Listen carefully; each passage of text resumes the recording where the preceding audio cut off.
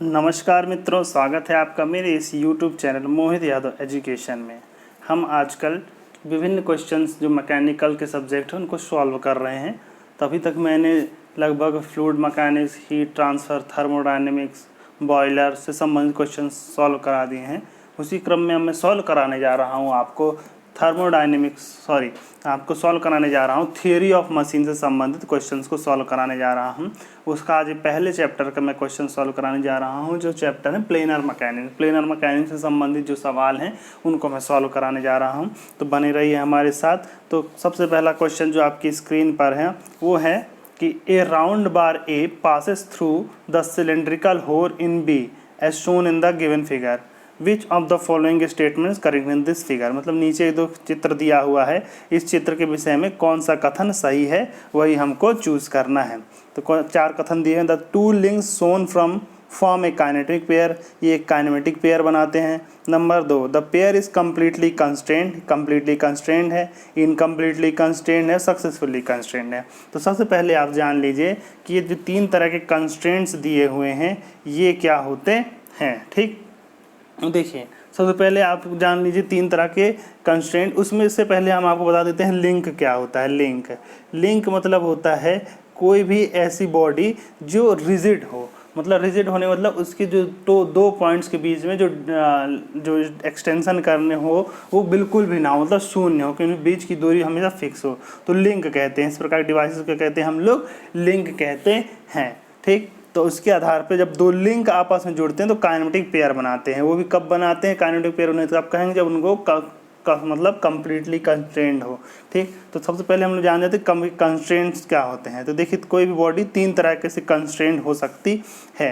देखिए यह बॉडी क्या होती है, कंप्लीटली कंस्ट्रेंड होती है या इनकम्प्लीटली कंस्ट्रेंड होती है, सक्सेसफुली कंस्ट्रेंड होती है। सबसे पहले मैं आपको बताऊँ कंप्लीटली कंस्ट्रेंड क्या होती है। ठीक, देखिए अगर बॉडी ठीक इस प्रकार से मतलब कंप्लीटली कंस्ट्रेंट, कोई भी मोशन क्या है कि कोई भी डिवाइस कंप्लीटली कंस्ट्रेंट तब कहा जाएगा जबकि उसमें देखिए जो उसका जो है उसमें जो पेयर है तब कंप्लीटली मोशन कहा। जब relative motion is possible only in one direction, जो रिलेटिव मोशन है दोनों के बीच का रिलेटिव मोशन है वो सिर्फ एक ही डायरेक्शन में संभव है। रिलेटिव मोशन संभव एक ही डायरेक्शन में संभव है। ठीक, फॉर एग्जाम्पल के लिए अगर हम लोग एग्जाम्पल के लिए देख लें तो एक राउंड बार है। ठीक, एक जो स्क्वायर बार जो है किसी स्क्वायर होल के अंदर है, मतलब स्क्वायर होल है उसके अंदर एक स्क्वायर बार है। अगर हम इस तरफ देखें तो इस तरह से स्क्वायर बार है, वो एक स्क्वायर होल के अंदर है। तो इसमें क्या होगा, सिर्फ ये रेसिप्रोकेट कर सकती है, मतलब आगे पीछे हो सकती है, ये किसी भी तरह से रोटेट नहीं कर सकती।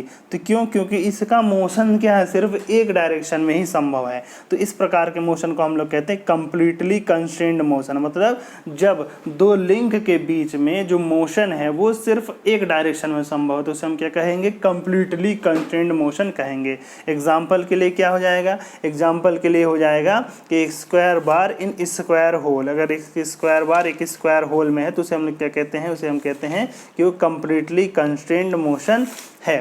ठीक, अब दूसरा ले लेते हैं इनकम्प्लीटली कंस्ट्रेंड मोशन। दूसरा क्या है, इनकम्प्लीटली कंस्ट्रेंड मोशन के बारे में जान जाते हैं। तो इनकम्प्लीटली कंस्ट्रेंड मोशन क्या होता है कि इनकम्प्लीटली कंस्ट्रेंड मोशन होता है कि अगर relative motion is possible in more than one direction, मतलब कि लिंक इस प्रकार बनाया गया हो कि उनके बीच में एक से अधिक डायरेक्शन में मोशन संभव है। जैसे एक राउंड बार हो और एक राउंड होल में है, मतलब एक राउंड बार एक राउंड होल में है तो क्या है, दो डायरेक्शन में मोशन कर सकती है। ठीक, नंबर एक, जैसे मान लीजिए एक राउंड बार एक राउंड होल में है, ठीक, तो दो तरह डायरेक्शन कर सकते हैं। नंबर एक हो तो रेसिप्रोकेट भी कर सकती है, दूसरा अपने जगह पे रोटेट भी कर सकती है। तो क्या है, दो मोशन है। तो जब एक से अधिक मोशन हो जाते हैं तो उसे हम कहते हैं कि इनकम्प्लीटली कंस्ट्रेंड मोशन है। मतलब उनके बीच में रिलेटिव मोशन है वो एक से अधिक डायरेक्शन में होता है। ठीक, तो कंप्लीटली कंस्ट्रेंड मोशन हो जाता है, दूसरा इनकम्प्लीटली कंस्ट्रेंड मोशन हो जाता है, और एक तीसरा होता है सक्सेसफुली कंस्ट्रेंड मोशन। मतलब सक्सेसफुली कंस्ट्रेंड मोशन के बारे में बता देते हैं। सक्सेसफुली कंस्ट्रेंड मोशन देखिए क्या होता है, सक्सेसफुली कंस्ट्रेंड मोशन होता है कि अगर एक डिवाइस या फिर उसका है जो संरचना है उसकी वो इस प्रकार से हो कि उसमें एक से अधिक डायरेक्शन रिलेटिव मोशन संभव है, लेकिन किसी एक्सटर्नल फोर्स के कारण एक से अधिक डायरेक्शन में रिलेटिव मोशन संभव नहीं है। फॉर एग्जांपल हम फुट स्टेप बेयरिंग ले। फुट स्टेप बेयरिंग क्या होती है, वो इस प्रकार की एक शाफ्ट होती है, वो शाफ्ट क्या होती है, एक इसी प्रकार के उस होल में रखी हुई होती है, तो इसको क्या कहते हैं हम लोग, फुट स्टेप बेयरिंग कहते हैं। तो देखिए इसमें इसके दो डायरेक्शन संभव हैं, एक या तो ये रेसिप्रोकेट कर सकती है, दूसरा रोटेट भी कर सकती है, लेकिन इसमें रोटेशन तो संभव है, लेकिन ये जो रेसिप्रोकेशन है ये संभव नहीं हो पाता है। क्यों नहीं हो पाता है, क्योंकि इस शाफ्ट का लोड क्या होता है, बहुत अधिक होता है, जिसके कारण इसमें क्या कहते हैं हॉरिजॉन्टल मतलब वर्टिकल डायरेक्शन रखी होने के कारण इसमें वर्टिकल डायरेक्शन रेसिप्रोकेटिंग मोशन संभव नहीं हो पाता है।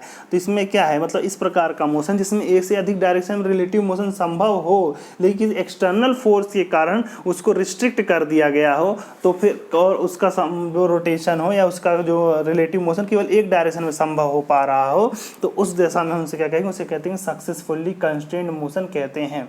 The motion is made constrained with some external force, मतलब उसको कंस्ट्रेंड किया जाता है किसी एक्सटर्नल फोर्स के द्वारा।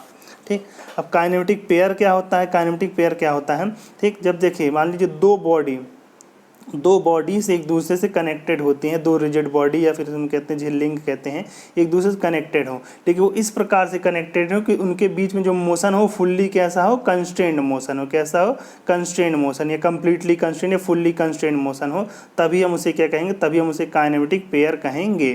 ठीक, तो अब इस आधार पर हम लोग इस सवाल को सॉल्व कर लेते हैं।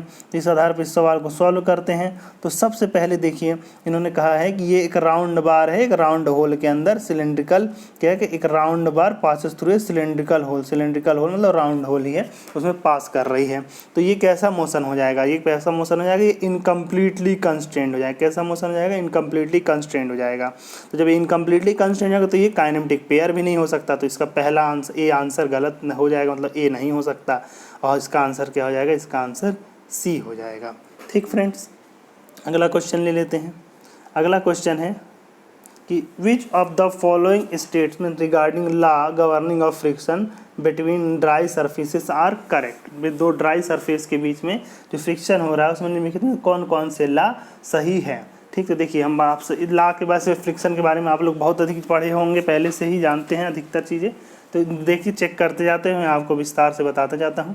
ठीक, तो इन्होंने क्या कहा, इन्होंने कहा number 1, the friction force is dependent on the velocity of sliding. ठीक, इस पर मैं बाद में आपको डिस्कस करूँगा। ठीक, पहले अब बाकी ले लेते हैं। The friction force is directly proportional to the normal force. हम जानते हैं जैसे ये एक सरफेस है, इस पर कोई दूसरी बॉडी रखी हुई है और इसका नॉर्मल रिएक्शन क्या है, आर है, तो जो फ्रिक्शन फोर्स एफ लगता है उसकी वैल्यू क्या होती है, उसकी वैल्यू होती है म्यू इंटू आर। इसकी वैल्यू क्या होती है, म्यू इंटू आर, जहाँ म्यू क्या है, म्यू कोफिशिएंट ऑफ फ्रिक्शन है, आर क्या है, नॉर्मल रिएक्शन है। ठीक, तो क्या हो जाएगा सीधे, the friction force directly proportional to normal force. हाँ, तो हम देख रहे हैं कि जो फ्रिक्शन फोर्स है डायरेक्टली प्रोपोर्शनल टू किसके है, नॉर्मल फोर्स के है, तो दूसरा कथन सही हो जाएगा। तीसरा कथन है the friction force is dependent on the material of the contact surface. तो फ्रिक्शन फोर्स किस पे डिपेंड कर रहा है, म्यू पे डिपेंड कर रहा है। म्यू क्या होता है, कोफिशिएंट ऑफ फ्रिक्शन, और ये किस पे डिपेंड करता है, ये डिपेंड करता है कि दोनों मटेरियल किस प्रकार के हैं। ठीक, मटेरियल की प्रॉपर्टी पर निर्भर करता है। तो ये कथन भी क्यों, क्योंकि म्यू पर डिपेंड कर रहा है, म्यू डिपेंड कर रहा है मटेरियल पे, तो फ्रिक्शन फोर्स भी किस पर डिपेंड करेगा, मटेरियल पर डिपेंड करेगा, तो ये भी सही है। तीसरा क्वेश्चन है the friction force is independent of area of contact surface. तो देखिए फ्रिक्शन फोर्स क्या एरिया पे डिपेंड कर रहा है, नहीं कर रहा है, सिर्फ म्यू और आर पे डिपेंड कर रहा है, तो ये कथन इसमें शामिल नहीं होगा। तो इसका आंसर क्या है, ए।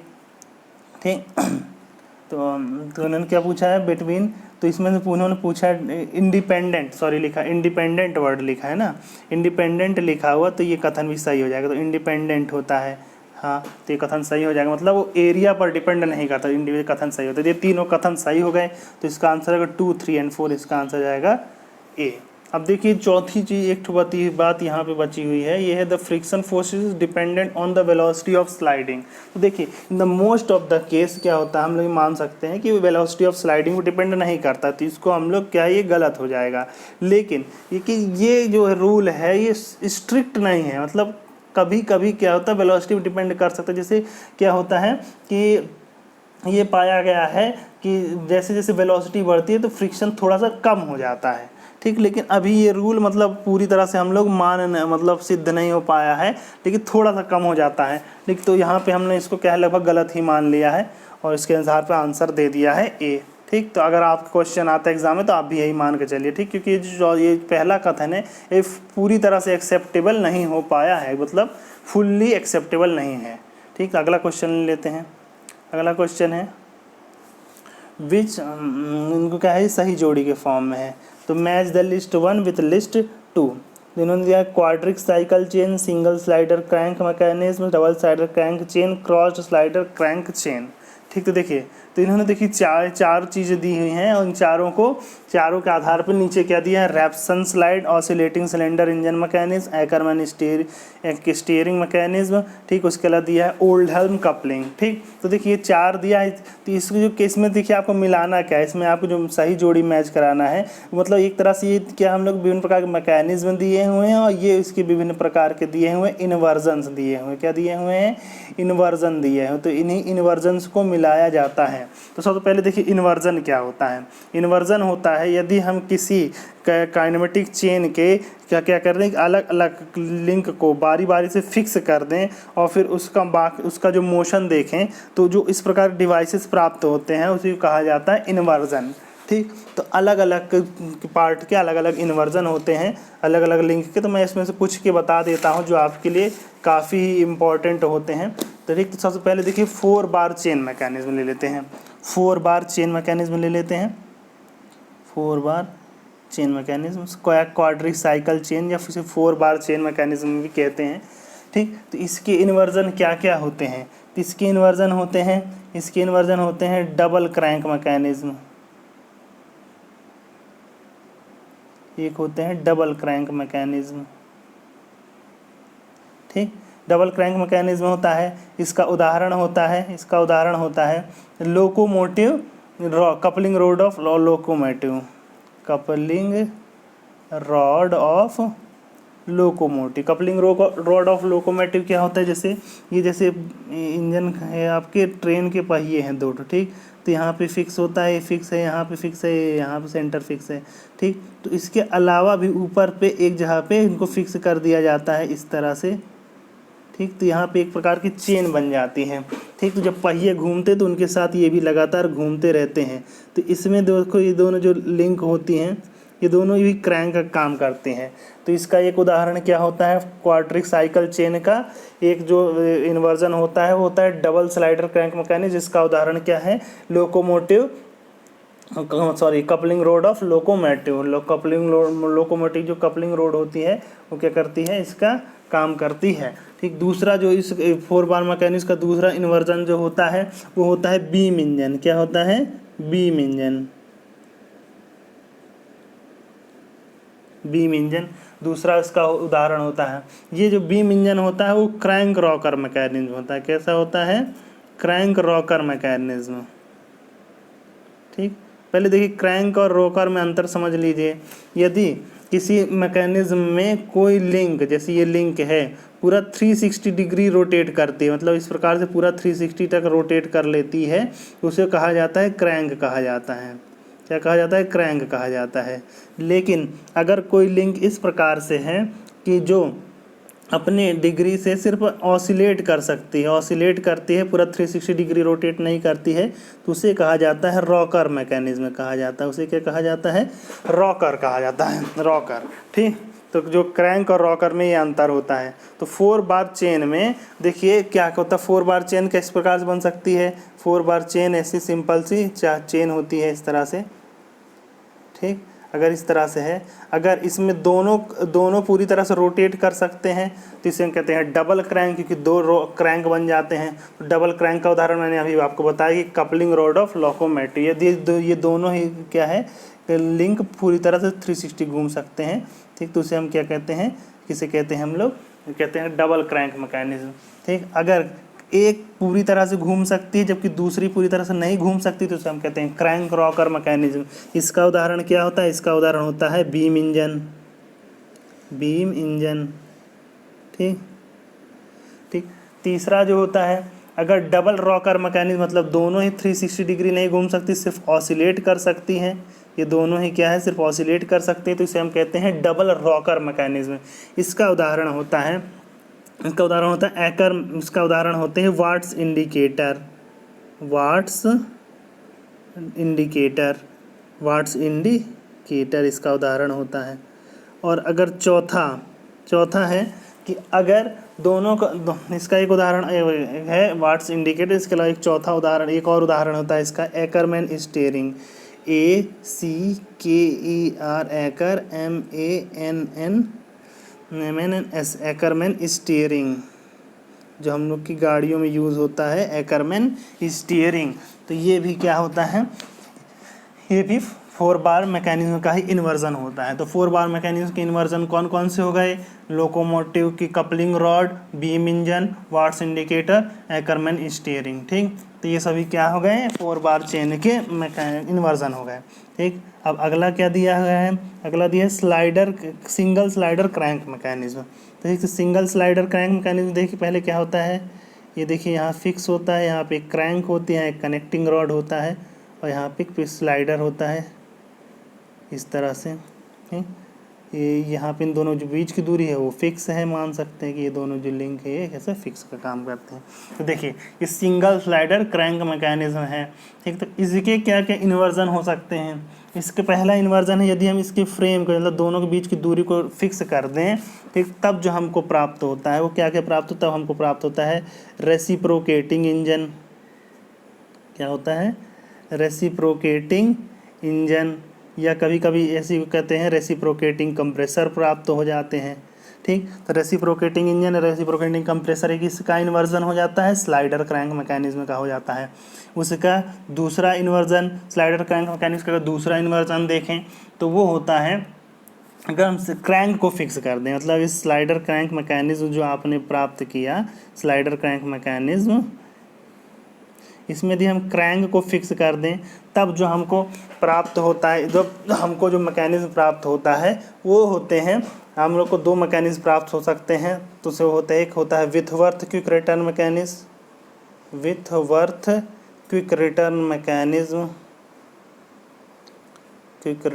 मैकेनिज्म, ठीक, और जो दूसरा आपको प्राप्त होगा वो प्राप्त होगा रोटरी या रेडियल इंजन, या रेडियल इंजन। ठीक, सारे इन्वर्जन्स याद कर लीजिए, एग्जाम में मोस्टली एक अक्सर इसमें से एक ना एक क्वेश्चन आ जाता है। ठीक, तो ये दूसरा क्या है, रोटरी इंजन या रेडियल इंजन।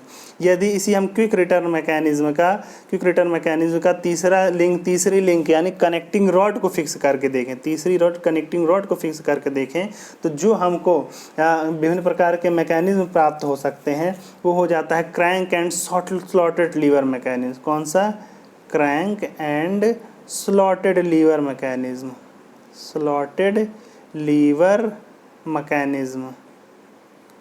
ठीक, और इसी में एक और प्राप्त हो जाता है, वो होता है, उसे कहते हैं ऑसिलेटिंग इंजन। ठीक, इन सब की वर्किंग पढ़ना हो तो आप किताबों में पढ़ लीजिए, उतना इम्पोर्टेंट इनकी वर्किंग नहीं है, बस आपको नाम बहुत ही इम्पोर्टेंट नाम याद रखना है कि कौन सी चीज़ किसका इन्वर्जन होती है। ठीक, तो ये है ऑसिलेटिंग सिलेंडर मैकेनिज्म। ठीक, इसी का चौथा इन्वर्जन अगर हम लोग देखें, जिसमें अगर हमने इसकी स्लाइडर को फिक्स कर दिया, मतलब इसमें जब ये स्लाइडर लगा है, इस स्लाइडर को अगर हम लोग फिक्स कर दें तो जो हमको प्राप्त होते हैं उसे जो इन्वर्जन प्राप्त होते हैं वो अपना एक इन्वर्जन होता है जिसे हम कहते हैं हैंड पंप, और दूसरा इन्वर्जन जो प्राप्त होता है वो कहलाता है बुल इंजन। ठीक, तो इस प्रकार सिंगल स्लाइडर क्रैंक मैकेनिज्म में कौन कौन सी इन्वर्जन प्राप्त हो गए, एक रेसिप्रोकेटिंग इंजन या compressor, Whitworth quick return mechanism, rotary या रेडियल इंजन, ठीक, ठीक, या फिर crank and slotted lever mechanism, oscillating cylinder mechanism और हैंड पंप बुल इंजन। ये सभी क्या है, ये सभी इन्वर्जन है, स्लाइडर क्रैंक मैकेनिज्म के इन्वर्जन है। ठीक, अगर भाई डबल स्लाइडर क्रैंक मैकेनिज्म के इन्वर्जन देखना चाहें, क्या दिया है ये, डबल स्लाइडर क्रैंक मैकेनिज्म का अगर इन्वर्जन देखना चाहें तो देखिए इसके जो इन्वर्जन होते हैं इनके बस नाम याद कर लीजिए। ठीक, पहला इन्वर्जन होता है इलेप्टिकल इलेक्ट्रिकल ट्रामल का प्रयोग किया जाता है क्या बनाने के लिए? इसका प्रयोग किया जाता है दीर्घवृत्त बनाने के लिए किया जाता है। ठीक, या फिर इसका दूसरा जो इन्वर्जन होता है उसे कहते हैं स्कॉच यॉक मैकेनिज्म। ठीक, और ये एक अलग होता है उसे कहते हैं ओल्डहैम कपलिंग। ठीक, ओल्डहम कपलिंग। तो ये तीनों क्या है? ये डबल स्लाइडर क्रैंक मैकेनिज्म के इन्वर्जन है। वो इलेक्ट्रिकल ट्रामल, स्कॉच योक मैकेनिज्म और ओल्डहम कपलिंग। ठीक, ये किसके उदाहरण हैं? ये डबल स्लाइडर क्रैंक मैकेनिज्म के उदाहरण हैं। तब हम लोग सवाल को सॉल्व कर लेते हैं। तो सबसे पहले इन्होंने दिया है क्वाड्रिक साइकिल चेन, मतलब 4 बार मैकेनिज्म। तो 4 बार मैकेनिज्म का इन्वर्जन क्या है? उसका एक इन्वर्जन है ये एकरमैन स्टीयरिंग सिस्टम। ठीक, तो इसका पहले का ए का क्या हो जाएगा? ए के लिए हम लोग ले लेंगे 3 ले लेंगे। तो ए के लिए 3। ठीक, एकरमैन स्टीयरिंग ए के लिए ले लेंगे 3। तो हम लोग के आंसर हो जाएंगे, ये दोनों में से कोई चूज करना है। फिर दिया है सिंगल स्लाइडर क्रैंक मैकेनिज्म। ठीक है, सिंगल स्लाइडर क्रैंक मैकेनिज्म का उदाहरण क्या है? सिंगल स्लाइडर क्रैंक मैकेनिज्म का उदाहरण ऑसिलेटिंग सिलेंडर मैकेनिज्म, मतलब 2। तो हमारा आंसर ये हो जाएगा 2। ठीक, तीसरा दिया है डबल स्लाइडर क्रैंक मैकेनिज्म। इसका उदाहरण क्या है? डबल सी का 4। तो सी का हो जाता है 4। ठीक, और चौथा क्या? Cross slider link mechanism. चौथा यही बचता है तो 1। तो हमारा आंसर क्या हो जाता है? हमारा आंसर हो जाता है सी। ठीक, हमारा आंसर क्या हो जाएगा? सी। ओके फ्रेंड्स,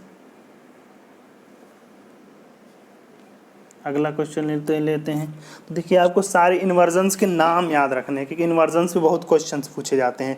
ये किसका इन्वर्जन है, ये किसका इन्वर्जन है। अगर आपको ये नहीं पता है कि किसको फिक्स करने से क्या प्राप्त होता है तो चल जाएगा, लेकिन अगर आपको नाम जरूर याद होने चाहिए। अगला क्वेश्चन ले लेते हैं। अगला क्वेश्चन है कि which of the following parts is are correctly match. निम्नलिखित में कौन से पार्ट को सही से मैच किया गया है? पहले दिया है 4 बार मैकेचेन ऑसिलेटिंग कन्वर्टर। दूसरा inertia governor, rate of change of engine speed, hammer blow reciprocating unbalanced mass. देखिए, तो 4 बार चेन मैकेनिज्म क्या है? ऑसिलेटिंग में कन्वर्ट करती है। तो हाँ, तो ये तो पहला सही है। इनर्शिया गवर्नर, जब इनर्शिया गवर्नर चैप्टर्स को हम पढ़ेंगे तो उसमें मैं आपको इनर्शिया गवर्नर के बारे में पढ़ाऊंगा। यहाँ बस जान लीजिए कि इनर्शिया गवर्नर जो होते हैं rate of change of engine speed के अनुसार वर्क करते हैं। तीसरा hammer blow reciprocating unbalanced mass. देखिए, जानते हैं कि जो भी रेसिप्रोकेटिंग मास होता है उसको फुल्ली अनबैलेंस्ड नहीं किया जा सकता। ठीक, तो जब वो फुल्ली बैलेंस नहीं किया जा सकता तो उसका कुछ ना कुछ पार्ट अनबैलेंस्ड रह जाता है। तो यही जो पार्ट अनबैलेंस रह जाता है उसके कारण 2 इफेक्ट होते हैं। एक होते हैं स्वेइंग कपल और दूसरा होता है हैमर ब्लो। ठीक, तो हैमर ब्लो जो होता है वो वर्टिकल डायरेक्शन में होता है। ठीक, तो ये भी कथन भी सही है, मतलब तीनों के तीनों हम क्या हैं? सही हैं। ये भी सही है, ये भी सही है, ये भी सही है। तो इसका आंसर क्या हो जाएगा? 1, 2 एंड 3। ठीक, तो इसका आंसर हो जाएगा आंसर बी। ठीक फ्रेंड्स, अगला क्वेश्चन ले लेते हैं। अगला क्वेश्चन है which of the following pairs are correctly match, select the correct answer using the codes given below. कौन कौन से पूरी तरह से कथन सही से जुड़े हुए हैं? तो पहला इन्होंने देखिए क्या है? विथवर्थ क्विक रिटर्न मोशन, और उसके लिए दिया है इन्होंने आंसर दिया है सिंगल स्लाइडर क्रैंक चेन। तो देखिए, मैंने आपको बताया था विथवर्थ क्विक रिटर्न मैकेनिज्म का एक इन्वर्जन किसका इन्वर्जन होता है? ये इन्वर्जन होता है सिंगल स्लाइडर क्रैंक चेन का। तो मतलब 1 सही है। उसका दूसरा क्या है? Oldham coupling. दूसरे के लिए क्या देना? Oldham coupling 4 bar chain. तो क्या ओल्डहम कपलिंग किसका होता है inversion? Oldham coupling double slider crank mechanism का इन्वर्जन होता है ना, अभी मैंने बताया। तो दूसरा क्या है? दूसरा गलत हो गया। तीसरा इन्होंने क्या स्कॉच योक मैकेनिज्म के लिए दिया है डबल स्लाइडर क्रैंक चेन। तो स्कॉच योक किसका इन्वर्जन होता है? डबल स्लाइडर क्रैंक चेन का होता है। तो ये कथन भी सही है। तो पहला भी, ये तीसरा भी हमारा सही है। तो कौन कौन से सही हो गए? 1 एंड 3 सही हो गए। तो इसका आंसर क्या हो जाएगा? 1 एंड 3। इसका आंसर हो गया सी। ठीक, देखिए स्कॉच मैकेनिज्म में देखिए पूरा कि ना इन्वर्जन पे ये क्वेश्चन सॉल्व किया गया है, आपको इन्वर्जन्स के नाम जरूर याद रखने हैं। ओके फ्रेंड्स, अगला क्वेश्चन ले लेते हैं। Which of the following pairs are correctly match, ये तो हो गया।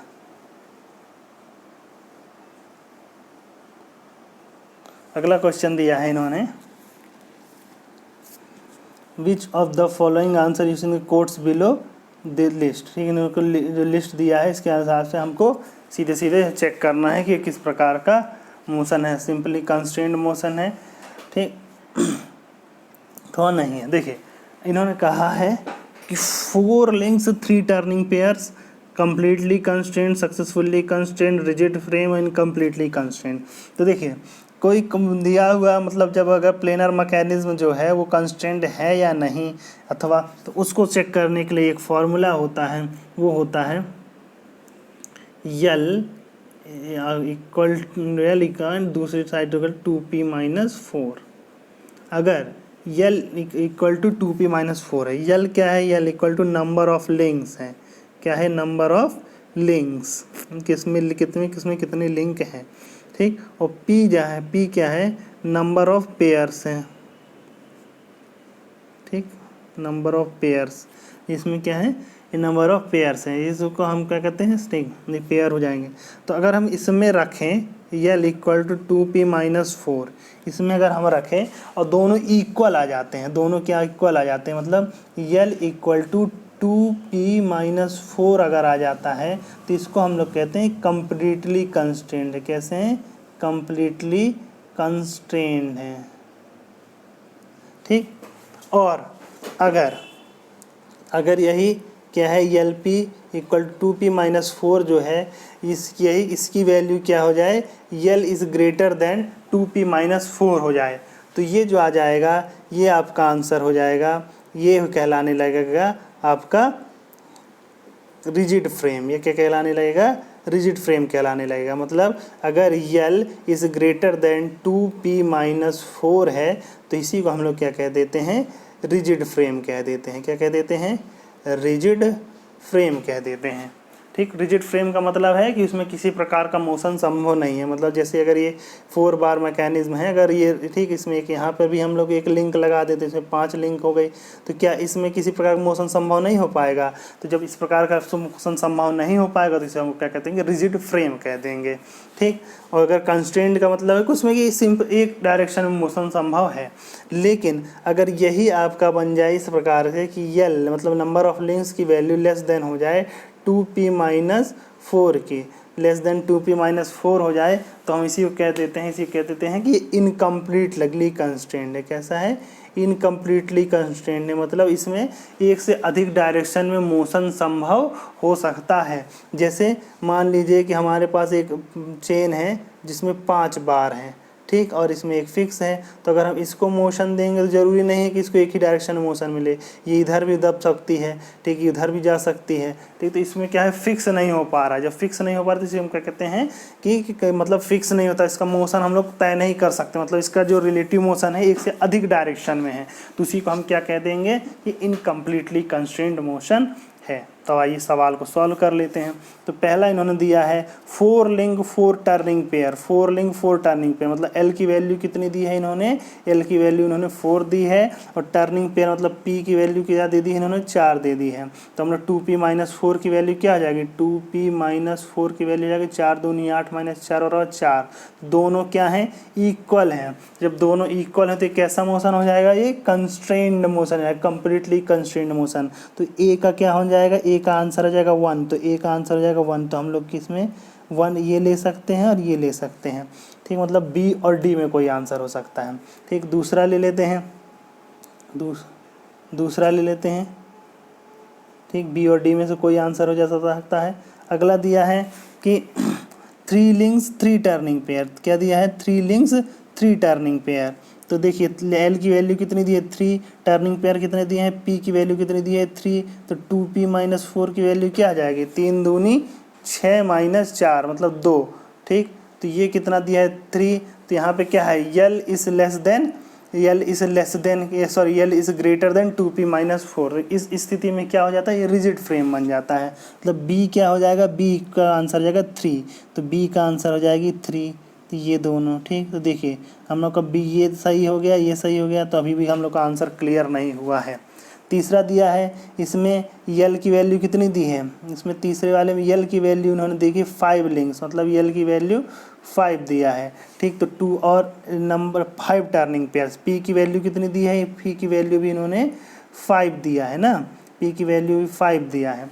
तो 2p-4 की वैल्यू क्या हो जाएगी, 2p-4 की वैल्यू हो जाएगी 5 दूनी 10 -4 बराबर कितना हो जाएगा 6।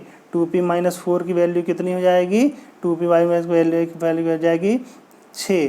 तो ये क्या हो जाएगा, p मतलब L is less then 2p-4। तो इस स्थिति में इसको क्या कहेंगे, इनकम्प्लीटली कंस्ट्रेंड मोशन कहेंगे। तो c क्या हो जाएगा, c हो जाएगा आपका आंसर 4। सी के लिए क्या ले लेंगे, 4 लेंगे। तो ये तो हमारा आंसर डी फिक्स हो गया। चौथा भी देख लीजिए, foot step bearing. Foot step bearing successfully constrained motion. तो डी की वैल्यू क्या होगी, डी मतलब 2, डी की आंसर हो गया 2। तो हमारा फाइनल आंसर क्या हो जाएगा, डी हो जाएगा। ठीक, तो इस तरह से हमने इस सवाल को सॉल्व कर लिया। अगला क्वेश्चन ले लेते हैं। अगला क्वेश्चन है in a single slider 4 bar linkage when the slider is fixed it forms a mechanism of। ठीक है, देखिए अभी मैंने आपको बताया था जब सिंगल स्लाइडर क्रैंक मैकेनिज्म में अलग अलग पार्ट को फिक्स किया जाता है तो अलग अलग चीज़ें हमको प्राप्त होती हैं। ठीक, तो 4 आंसर दिए हैं। हैंड पंप कब प्राप्त होता है, जब सिंगल स्लाइडर क्रैंक मैकेनिज्म के स्लाइडर को फिक्स किया जाता है। क्या किसको फिक्स किया जाता है, स्लाइडर को फिक्स किया जाता है। रेसिप्रोकेटिंग इंजन कब प्राप्त होता है, जब हम लोग फ्रेम को फिक्स करते हैं। किसको फिक्स करते हैं, फ्रेम को फिक्स करते हैं। क्विक रिटर्न मैकेनिज्म कब प्राप्त होता है, क्विक रिटर्न मैकेनिज्म फिक्स प्राप्त होता है जब हम लोग क्रैंक को फिक्स करते हैं। किसको फिक्स करते हैं, क्रैंक को फिक्स करते हैं। ऑसिलेटिंग सिलेंडर कब प्राप्त होता है हम लोग को, जब हम लोग उसकी कनेक्टिंग रॉड को फिक्स करते हैं। किसको फिक्स करते हैं, कनेक्टिंग रॉड को फिक्स करते हैं। तो फ्रेंड्स आपको इन चारों से आंसर से देख के आपको पता ही चल गया है। In a single slider 4 bar linkage when the slider is fixed it forms a mechanism of hand pump. ये हैंड पंप बना देगा। तो हैंड पंप बना करके आप लोग पानी पी लीजिए। ठीक, तो इस तरह से जो क्वेश्चन है तो आपको इसका आंसर मिल गया कि अलग अलग इन्वर्जन को फिक्स करने पे आपको अलग अलग लिंक को फिक्स करने पे सिंगल स्लाइडर क्रैंक मैकेनिज्म के अलग अलग लिंक को फिक्स करने पे हमको अलग अलग मैकेनिज्म प्राप्त हो जाते हैं। तो इसका आंसर हो जाएगा फिक्स्ड पंप। ठीक, इसके अलावा भी देखिए अगर स्लाइडर फिक्स है और तो क्या क्या क्या बन जाता है, स्लाइडर का फिक्स है तो हैंड पंप भी बनता है। उसके अलावा बुल इंजन भी बनता है। क्या बनता है, बुल इंजन। ठीक, इसी प्रकार अगर फ्रेम को फिक्स कर दिया जाए तो रेसिप्रोकेटिंग इंजन ही बनता है, साथ में रेसिप्रोकेटिंग कंप्रेसर भी बनता है। ठीक, और अगर तीसरा अगर क्रैंक को फिक्स कर दिया जाए तो क्विक रिटर्न मैकेनिज्म भी बनता है। उसके अलावा और क्या बन जाएगा, उसके अलावा रेडियल इंजन भी बनता है और रोटरी इंजन भी बनता है। इसी प्रकार यदि कनेक्टिंग रॉड को हम लोग फिक्स कर रहे हैं सिंगल स्लाइडर क्रैंक मैकेनिज्म में तो हमको हैंड पंप भी सॉरी अगर हम लोग क्या कनेक्टिंग रॉड को फिक्स कर रहे हैं तो हमको crank and slotted lever mechanism मिल जाता है, साथ में ऑसिलेटिंग सिलेंडर भी मिलता है। ठीक, तो आपको इन्वर्जन ज़रूर याद कर लेने हैं। ओके फ्रेंड्स, तो इसका आंसर हो जाएगा, इसका आंसर ए है। अगला क्वेश्चन बढ़ लेते हैं। ए 4 बार चेन हैज़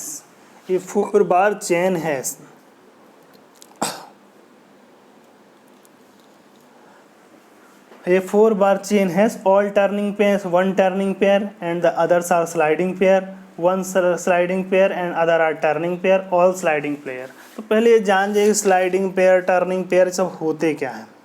ठीक, देखिए यदि 2 लिंक इस प्रकार से जुड़े हैं कि उनके मध्य में जो मोशन हो रहा है स्लाइडिंग में हो रहा है, स्लाइडिंग मोशन हो रहा है। जैसे क्या है कि एक फिक्स ज़मीन है उस पर क्या है एक ब्लॉक क्या है स्लाइड कर रहा है। ठीक, तो मतलब जो सरफेस कांटेक्ट के रूप में अगर स्लाइड करता है तो उसको हम कहते हैं स्लाइडिंग पेयर कहते हैं। कैसे कहते हैं, स्लाइडिंग पेयर। ठीक, इसका उदाहरण बता देते हैं कि अगर कोई इस रेक्टेंगुलर शाफ्ट है वो मतलब स्क्वायर शाफ्ट है, रेक्टेंगुलर शाफ्ट है, एक रेक्टेंगुलर होल में है, मतलब इस प्रकार से एक रेक्टेंगुलर शाफ्ट जो रेक्टेंगुलर होल के भीतर है, तो उसके अंदर क्या है, इस प्रकार से रेसिप्रोकेट कर सकती है। तो वो कैसा है, स्लाइडिंग पेयर का उदाहरण है। किस प्रकार का उदाहरण है, स्लाइडिंग पेयर का उदाहरण है। ठीक, दूसरा जो पेयर बनता है वो दूसरा जो पेयर होता है वो बात करते हैं वो टर्निंग पेयर।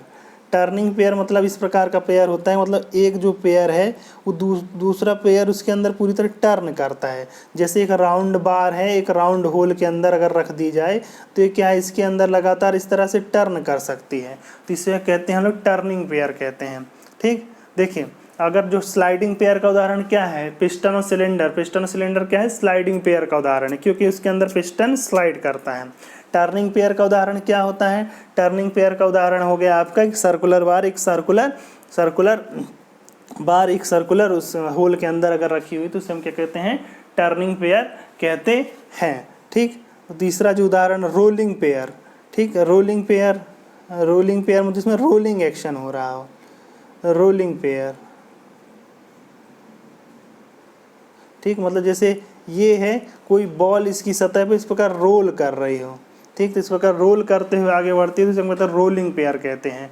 ठीक, जैसे rolling wheel on flat surface, जैसे आप जब साइकिल चला रहे होते हैं या बाइक चला रहे होते हैं तो आपका जो पहिया क्या है, सतह पर रोल कर रहा होता है। तो इस प्रकार का जो पेयर बनता है उसे हम क्या कहते हैं, रोलिंग पेयर कहते हैं। ठीक, अब जो अगला बन जाए स्क्रू पेयर। स्क्रू पेयर या इसको हेलिकल पेयर कहा जाता है। हेलिकल पेयर या स्क्रू पेयर, हेलिकल पेयर या स्क्रू पेयर। ठीक, इसमें क्या होता है कि एक नट, जैसे नट और बोल्ट के बीच में जो पेयर बन रहा है वो कैसा है, हेलिकल पेयर है। मतलब एक हेलिक्स है, उसके ऊपर ही स्क्रू बढ़ता रहता है। जैसे आपका लीड स्क्रू है या फिर किसी प्रकार का जो स्क्रू है वो कैसा बनाता है, हेलिकल पेयर बनाता है। इसके अलावा एक होता है स्फेरिकल पेयर।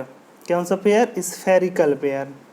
स्फेरिकल पेयर, अगर एक खोखले स्फीयर के अंदर एक दूसरा सॉलिड स्फीयर हो तो उस वहाँ जो पेयर बनता है वो कहलाता है स्फेरिकल पेयर बनता है। जैसे आपकी गाड़ी का जो मिरर होता है, मिरर वो ऐसे प्रकार मिरर रहता है, तो मिरर को आप किसी भी डायरेक्शन में घुमाएं तो घूमता रहता है ना, जो लगातार विभिन्न, तो उन दोनों के बीच में जो पेयर होता है गाड़ी के मिरर में या बाइक के मिरर में, वो होता है स्फेरिकल पेयर होता है। वो कैसा पेयर होता है, स्फेरिकल पेयर होता है। ठीक, जैसे और इसके अलावा दूसरा जो स्फेरिकल पेयर का उदाहरण है, आप जो डॉट पेन होता है, डॉट पेन, उसमें क्या उसके अंदर एक छोटी सी बॉल होती है, वो उसके अंदर रहती है लेकिन लगातार घूमती रहती है, ना बाहर निकलती है ना अंदर जाती है, तो वो भी कैसा है, ये स्फेरिकल पेयर है। ठीक, तो बॉल इन सॉकेट। ठीक, तो इस प्रकार से ये इस विभिन्न प्रकार के पेयर्स होते हैं। तो इन्होंने पूछा है ये 4 बार चेन है, तो 4 बार चेन जो होती है, इस प्रकार की 4 बार चेन होती है।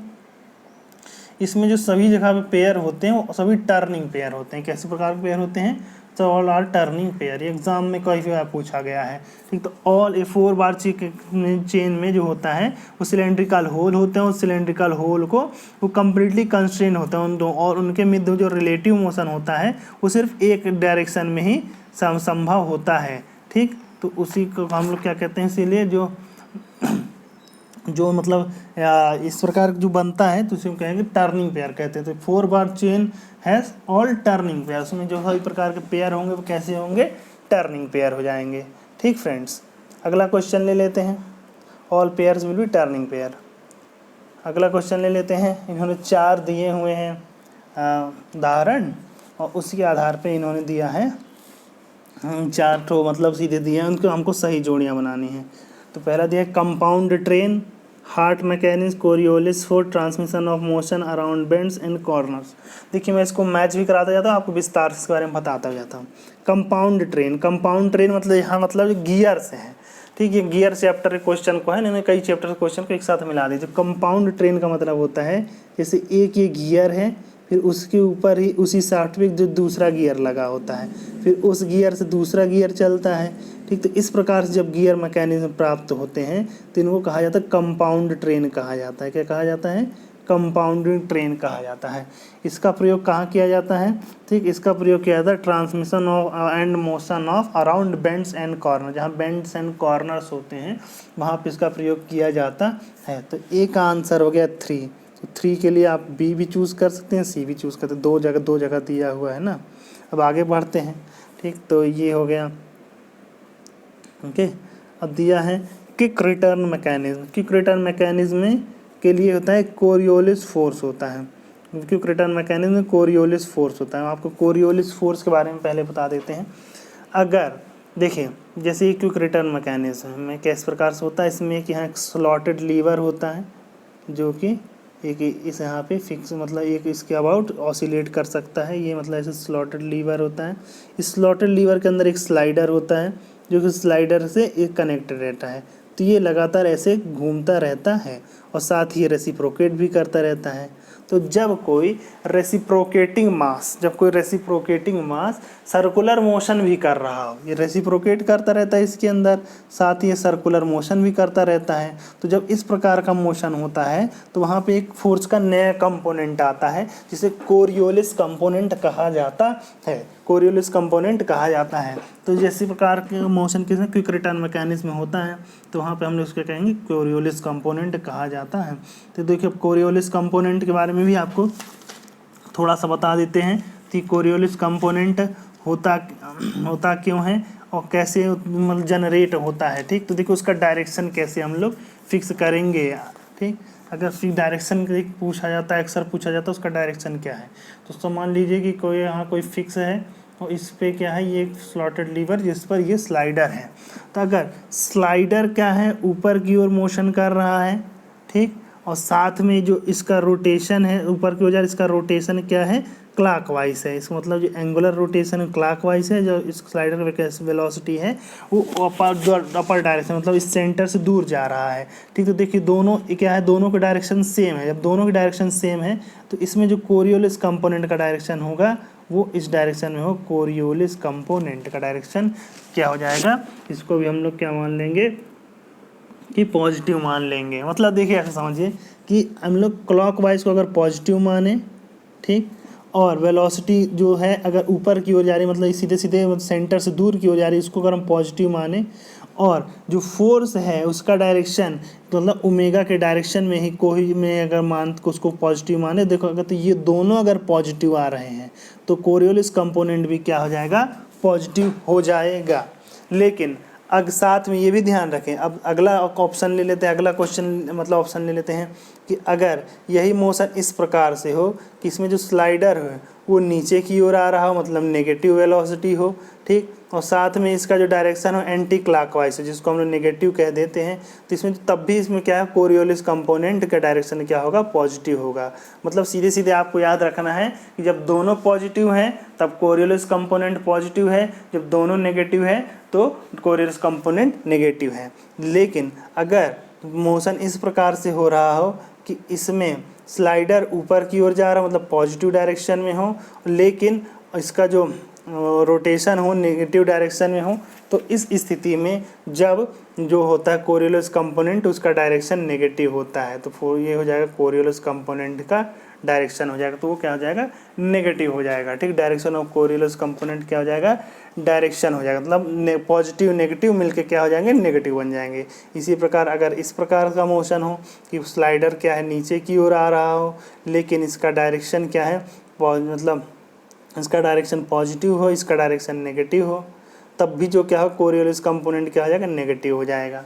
ठीक, तो मतलब positive positive positive negative negative negative.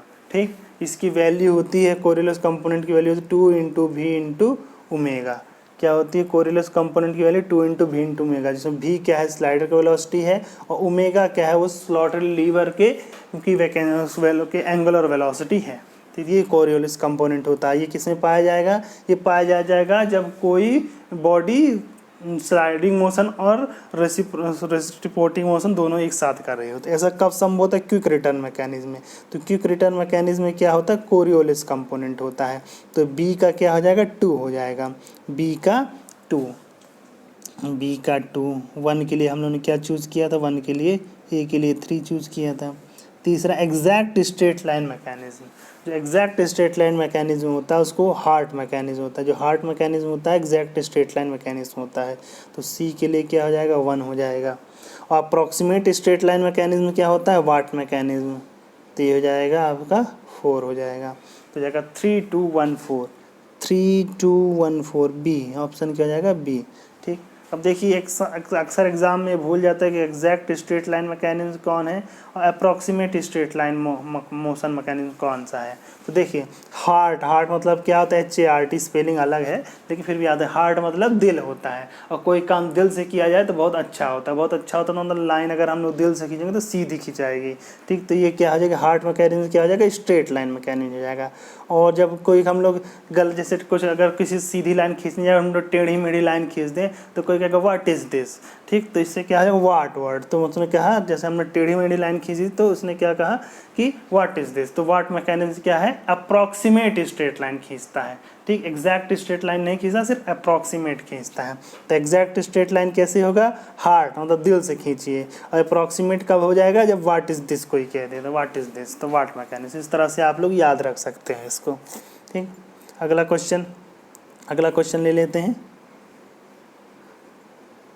अगला क्वेश्चन इन्होंने दिया है, देखिए अभी मैंने आपको सिंगल स्लाइडर क्रैंक मैकेनिज्म के सभी इन्वर्जन्स बताए थे, तो वहाँ पे मैंने आपको वर्ड्स में बताया था, यहाँ पे इन्होंने क्वेश्चन दे रखा है। तो देखिए सबसे पहले इन्होंने क्या किया है, यहाँ पे ए में फ्रेम को फिक्स किया है ना। तो फ्रेम को जब फिक्स कर देते हैं तो क्या बनता है, जब फ्रेम को फिक्स कर देते हैं तो रेसिप्रोकेटिंग इंजन बन जाता है या कंप्रेसर बन जाता है। तो ए का क्या हो जाएगा, 2 हो जाएगा, है ना। ए का क्या हो जाएगा, ये इन्वर्जन क्या हो जाएगा, ये इन्वर्जन हो जाएगा हम लोग का कंप्रेसर का काम करेगा, ठीक। दूसरा इन्वर्जन में इन्होंने क्रैंक को फिक्स किया है, तो जब क्रैंक फिक्स हो जाती है तब वो क्या बन जाता है, या तो विथवर्थ क्विक रिटर्न मैकेनिज्म बन जाता है या रोटरी इंजन बन जाता है। तो इन्होंने ऑप्शन क्या दिया है, विथवर्थ क्विक रिटर्न मैकेनिज्म, तो बी का क्या हो जाएगा, 3 हो जाएगा, ठीक। तीसरे में इन्होंने क्या है, कनेक्टिंग रॉड को फिक्स किया हुआ है, ठीक। तीसरे में इन्होंने कनेक्टिंग रॉड को फिक्स किया है। जब कनेक्टिंग रॉड को फिक्स कर देते हैं तब हमको क्या क्या प्राप्त होता है, या तो crank and slotted lever mechanism प्राप्त होता है या ऑसिलेटिंग सिलेंडर मैकेनिज्म प्राप्त होता है। तो ऑप्शन क्या है, ऑप्शन में चौथा है ऑसिलेटिंग सिलेंडर मैकेनिज्म। तो सी के लिए क्या हो जाएगा, 4 हो जाएगा, और फिर ये 1 जो डी के लिए 1 होना ही है। फिर भी याद रख लीजिए कि इसमें स्लाइडर को फिक्स किया गया, इसीलिए ये क्या हो जाएगा, हैंड पंप। जब स्लाइडर फिक्स होता है तो हैंड पंप बनता है, तो बुल इंजन बनता है। तो ये हो जाएगा 2 3 4 1, क्या हो जाएगा 2 3 4 1। चूज़ कर लीजिए ऑप्शन सी इसका चूज़ कर लीजिए। ये क्वेश्चन काफ़ी छोटा दिख रहा है, इसको थोड़ा सा बड़ा करके आप लोग देख लीजिएगा, ठीक। तो इस तरह से ये आपका क्वेश्चन के हो गए। तो फ्रेंड्स आज के लिए इतना ही, फिर मिलेंगे आपको थियरी ऑफ मशीन के अदर क्वेश्चंस के साथ। तब तक आप हमारे साथ बने रहिए। यदि अभी तक आपने मेरे चैनल को सब्सक्राइब नहीं किया तो सब्सक्राइब कर दें और बेल आइकन भी प्रेस कर दें, ताकि मैं आप लोगों के लिए नए नए प्रश्न लाता रहूं, आपको सॉल्व कराता रहूं और आपको और अधिक तेज बना सकूं, ठीक। यदि आप इससे संबंधित इसके पहले के जो क्वेश्चन सीरीज के क्वेश्चन देखना चाहते हैं तो उसका मैंने लिंक नीचे उस प्लेलिस्ट का लिंक दे रखा है, वहाँ पर जाकर आप अदर क्वेश्चन सीरीज़ को भी अटेम्प्ट कर सकते हैं। और यदि आप फ्लूइड मैकेनिक्स को मैंने काफ़ी विस्तार से पढ़ाया तो उससे संबंधित लेक्चर अगर आप देखना चाहते हैं तो उसके लेक्चर्स की भी लिस्ट में, उसके लेक्चर की भी लिंक मैंने, वो जो प्लेलिस्ट है उसकी लिंक मैंने डिस्क्रिप्शन दे रखी, वहाँ से लेकर देख सकते हैं।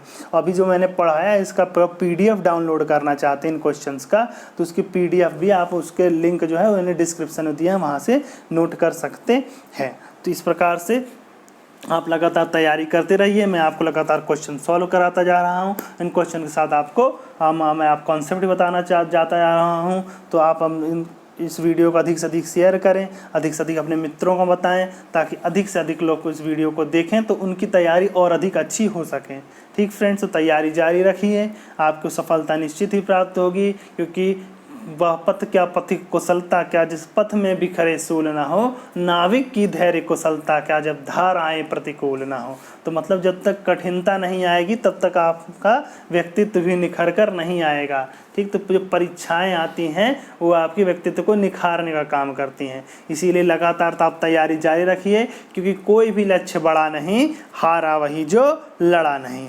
धन्यवाद।